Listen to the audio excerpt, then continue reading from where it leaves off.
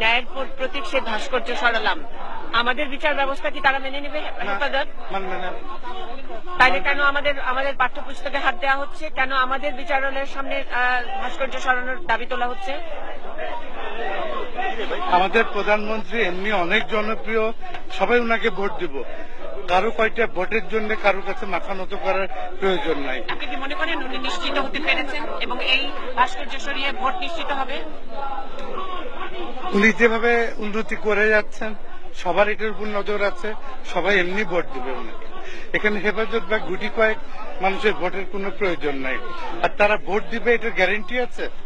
তারা সাইনবোর্ড হিসাবে করে নিচ্ছে, এটা আদায় করে নিচ্ছে। তারা অ্যাকচুয়ালি কোনো করবে না।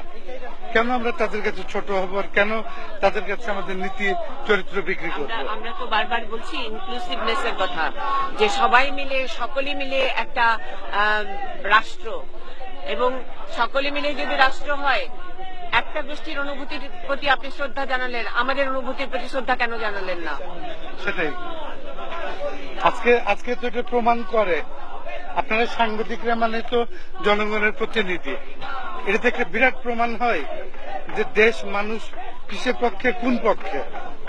আমি কিন্তু এমন এমন জায়গার প্রেসারে বাধ্য, আমি পড়ার সময়ও প্রেসারে চাপে কাজ করেছি, স্মরণের সময় আমার উপর চাপ প্রেসার, আমি পুতুল হয়ে গেছি। আমাকে নিজে বাঁচানোটা বড় ব্যাপার হয়ে